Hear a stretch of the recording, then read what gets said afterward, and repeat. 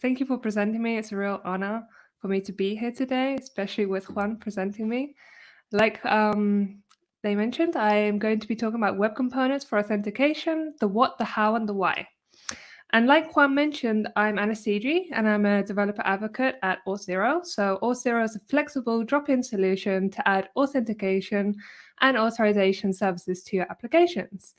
If you have any questions about this or web components or just want to say hi, please feel free to reach out to me at any time. My DMs are open on Twitter. You can see my Twitter handle there. And like Juan mentioned too, I'm pretty active in the community. And that's why ngVikings is so special to me, because this is where my speaking career began 2 years ago now. And also, it inspired me to create NG Spain. So it's a real honor for me to be here today. But I have 20 minutes to actually give this talk. So let's get started. And we're going to start by figuring out what is a web component. So, what is a web component? A web component is a component that is completely platform agnostic, and we can encapsulate them so we don't have any styling or behavior leakages in or out. We can also make them into reusable packages to gain maximum interoperability. Now, I'll dive a tiny bit more into that just a bit later. But when we think about web components, we tend to think that they're just dumb UI components. But that is so not true. They can be so much more. So in this talk, we're actually going to, first of all, create a DOM component, and then we're going to smarten it up. Web components also consist of three main technologies. HTML template, which is a HTML tag called template, and that's where we add all of our template of the web component. We have custom element, which is how we create the HTML tag. We can also extend or improve existing ones. Just note that when you name them, make sure you name them so that future you knows what it is, and also other developers. So make it readable. Also, you always need to add a dash so the browser knows that it's a web component. Next, and well, last but not least, is Shadow DOM. And Shadow DOM allows you to have this encapsulation that I was talking about. So we're going to take a deeper look to see what these three technologies actually are. So first of all, we will be creating a DOM component. And what we're going to be creating is this simple login button, which we can style from the outside. Right, first of all, we create our template. As you can see, it's a simple button that is called login. It does have some fancy styling, which I don't put here, but we're going to get back to that because that's an important topic and we have to spend a tiny bit more time on that. So we'll get back to that in just a second. Next, we have our login button element class, which extends the HTML element. And this step is very important because it allows your component to actually inherit all of the features of the HTML element class. And that way, it's also going to be recognized as a DOM element. We have the constructor and we have the super. We call super because we need access to all of those APIs. And then what we need to do is add our shadow DOM. Now, this is a simple step, and you might see something funky going on here. So it says mode open. Now, we do that because we want to give developers a possibility to manipulate the structure of your component via JavaScript. Now, if you don't want to allow this, you can always put closed. However, I think it's best practice, or I personally recommend to keep it open because you never know how others are going to use your web component. Now, let me give you an example. Imagine that we have, for example, an image gallery, and when you use it on a website or a web app, it might just be a simple image gallery, right? However, if we take this to mobile and we make it native, maybe developers find use for this to make it into a slider to slide between pages on a mobile app. So that might be a good example. The second line of code, what we're doing here is we're cloning our template, and instead of adding it to the DOM, we're adding it to the shadow DOM. So it's two simple steps. Next, we're going to define the custom element. So this is the part where we actually create the HTML tag. And we call custom elements.define. We give it a name. Remember, give it a good name, add the dash, and then we're calling the login button element. Remember how I said we're going to get back to styling? Well, we're here. So why is styling so important? Now, you might have your web component orange because it's for personal preferences, or maybe you want to add it to your ngVikings website. Never know. However, how many people are out there that will want an orange login button? We have to think how we can allow them to actually change the color or change the border or personalize it for either personal preferences or corporate preferences. So there are two ways to go about this. The first one is CSS custom properties, and it is the preferred one because, as you can see, browsers are almost ready for it. And it's pretty simple to use. All you have to do in your styling, in the template, to all of the properties you want to allow to style, you add a CSS variable. And you do so by calling the var keyword, you open parentheses, you then give it a name. In this case, I called it the same, just coincidence, but I think it gains readability. You start with a dash dash because CSS custom variables always start with a dash dash, and you give it a default value. Now, if it's a background color, the default value should be a color. And then the external developer or whoever's going to use this web component will then, in their style attribute, add the naming to this. So they put the style and then dash dash the variable name and then the color that they want to. Pretty simple. But as you can imagine, this could get pretty long depending on how many variables you want to change. And it's a bit more bug prone because you have to write out every single variable name. So there is another way, and it's CSS shadow parts. Now, this is especially cool when you have a bigger web component, something a bit more complex than a button, right? And if you want to take a deeper look into this, I really recommend that you check out the article that you can see at the bottom there. That's the source to that article. It's by Monica, and it's a deeper dive into this. However, browsers aren't quite there yet, but I know that Safari is working on it, so that's the first step. So how does this work? Now, say we had a form or a card, just something a bit more complex than a button, right? Say we had this form that has a div, an input, and a div. Now, we only want to allow the developer to customize the div and the input. They do this by adding the part attributes. And then when you call the part attribute, you need to name that part so that later on in the style sheet, the developers can call the name of the web component, call the part pseudo class, the name of the part, and then just customize whatever variables they may have to there. I did say that this is useful for more complex web components, but we can also add it to our button. So let's do that. We call the parts attribute on our template, and we give it a name, custom button. Then in our style tag or our style sheet or wherever, for the sake of this talk, I put in a style tag. You have the name of the web component, which is login button, the part pseudo class, and the name of the part, which is custom button. And then you put in the properties that can be changed there. And that's it. It's pretty simple. We have created our first dumb web component. And you can add whatever native attributes there are too. So that's really cool. So now we have a basic understanding of what a web component is. Let's go to the next step and see what authentication is. So, what is authentication? Authentication is the process of confirming an identity. Now, what do I mean by this? So it's when a user or an application proves they are who they say they are by providing valid credentials. And these valid credentials are normally a username and password. However, it's normally best practice, and it's good to combine it with other factors. And these factors tend to fall into three categories, which is what you know, what you have, or what you are. For example, a fingerprint, or it might be an email or an SMS, right? And this is actually a good way to secure your application better. And what about authorization? Because I hear a lot of times that authentication and authorization are used interchangeably. However, this is not fully correct. So what is authentication? Authentication is the process of verifying what a user has access to.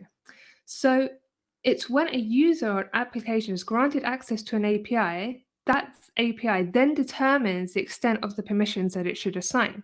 So authorization tends to happen after authentication. And that way it knows what access it should grant. Just to be clear, we do need both authentication and authorization to protect a resource.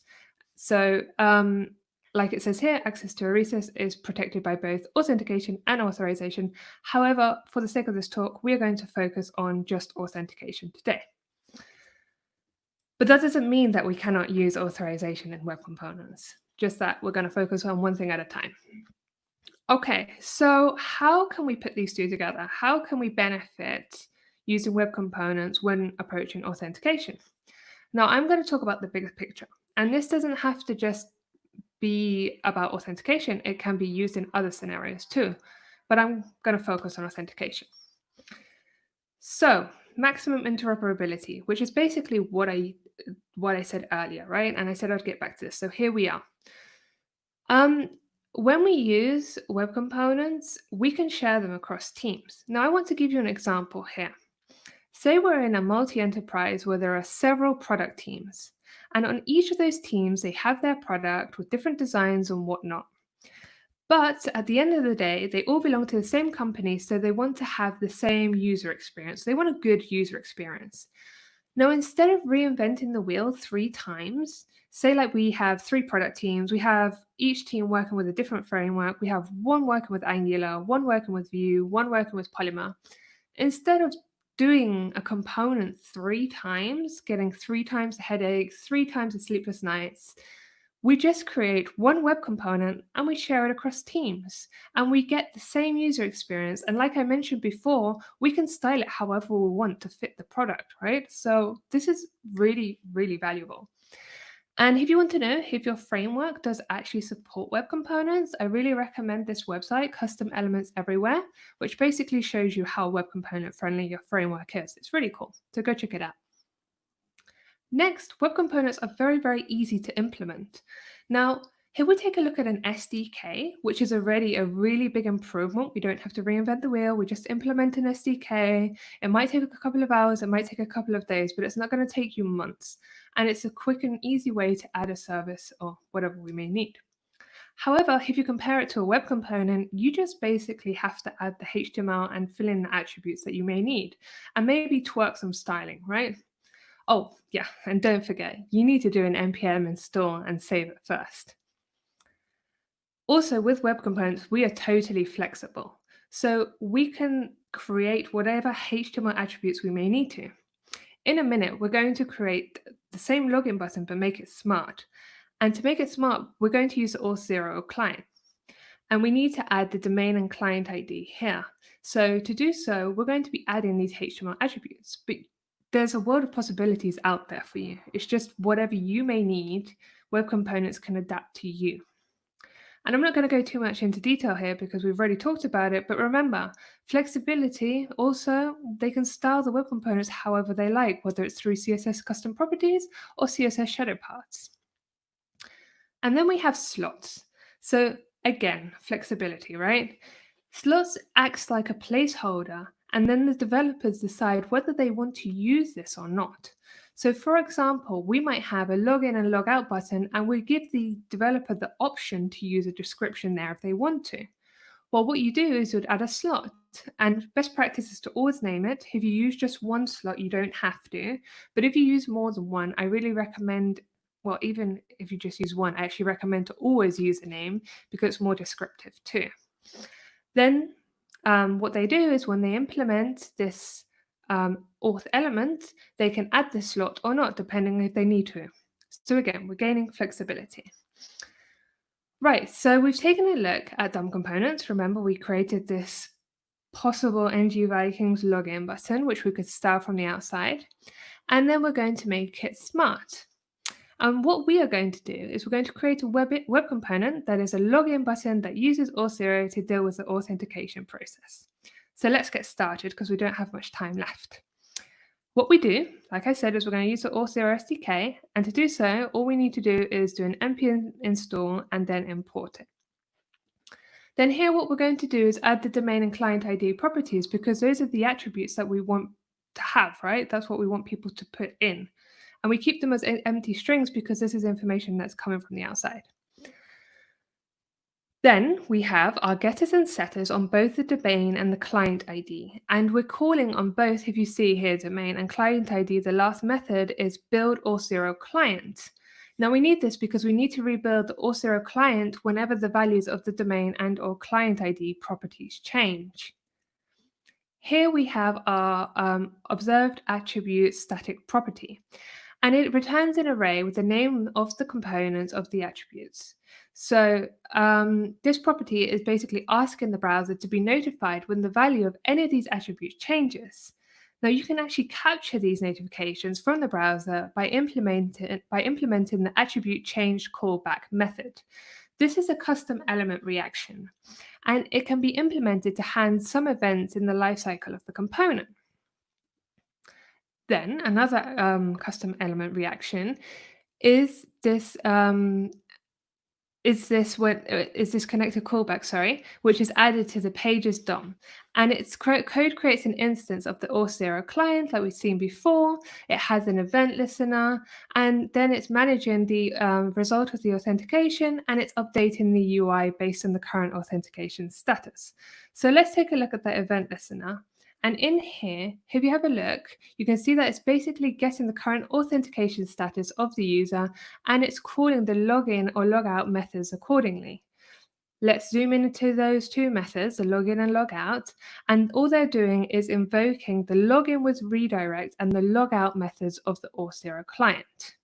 Now let's go back to our connected callback, and we're going to take a look at that update UI. Now, the update UI method is displaying the correct text on the login button based on the current authentication status. It kind of is self-explanatory, right? And then the handle redirect callback, which was also in our connected callback, is managing the response coming from the Auth0 server after authentication. And we're basically done. So this is our result. This is the result. It'll be a login button, and we would have two attributes, the domain and client ID, which would then be filled out through your Auth0 dashboard. That's you get the information from there. Now, if you want a deeper look into this code, feel free to. It's on my GitHub.